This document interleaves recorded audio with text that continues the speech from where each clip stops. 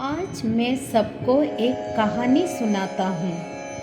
एक दिन प्रातः एक व्यापारी अपने घर से निकला।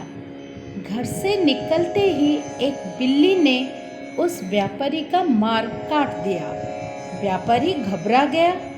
वो फिर से घर लौट गया और सुबह समय की प्रतीक्षा करने लगा।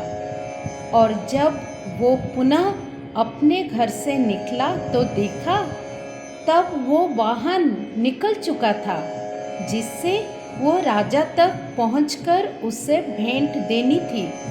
राजा को उपहार नहीं मिला। राजा क्रोधित हो गए। राजा ने उस व्यापारी के व्यापार बंद करवा दिया। इस कारण व्यापारी क्रोधित होकर घर पर अपनी पत्नी से लड़ बैठा।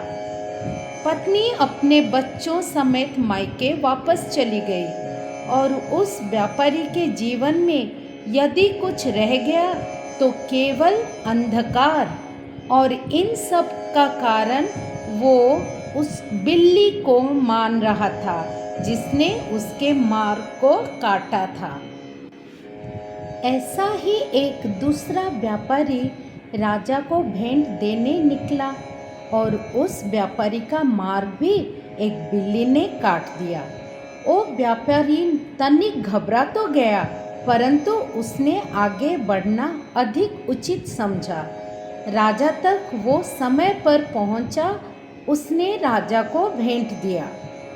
राजा प्रसन्न हुए और राजा ने व्यापारी को अपने व्यापार बढ़ाने की अनुमति दी। स्वर्ण आभूषण दिए।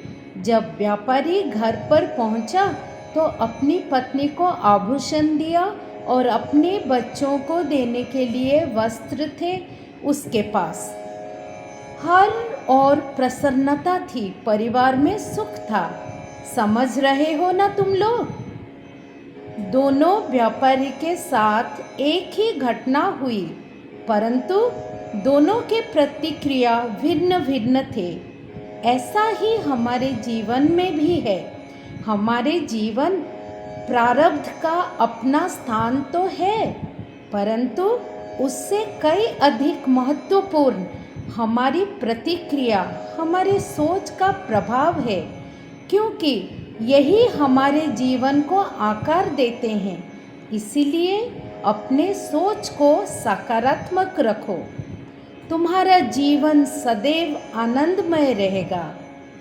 ईर्ष्या, द्वेष, जलन ये हमारे सबसे बड़ा शत्रु है। क्यों? क्योंकि हमारे सबसे बड़े शत्रु वो होते हैं जो हमें सबसे हानि पहुंचाए, और हमारी सबसे बड़ी हानि होती है समय की हानि।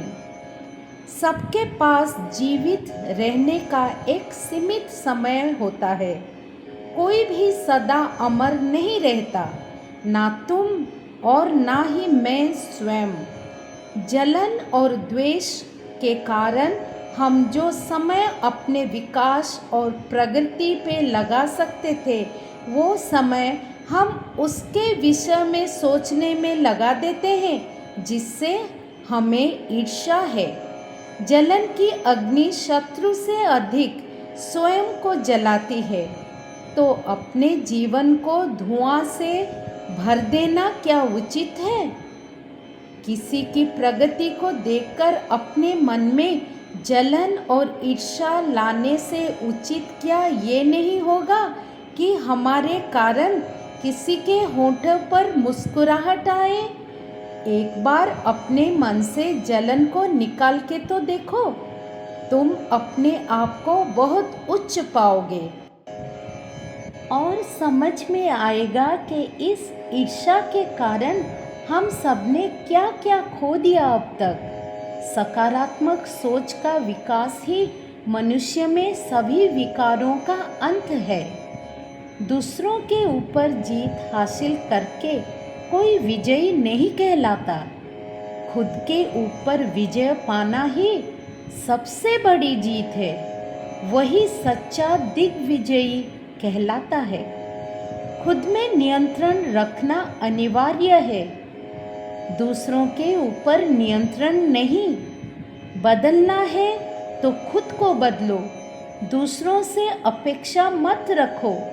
सकारात्मक सोच दुर्गा है जो तुम्हारे अंतर के महिषासुर रूपी अंधकार का दमन करेगा।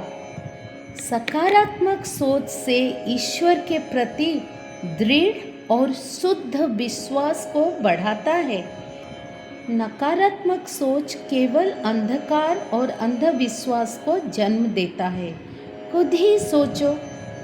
नवरात्रि संदेश भगवान श्री संजय साई बाबा। जय साई राम।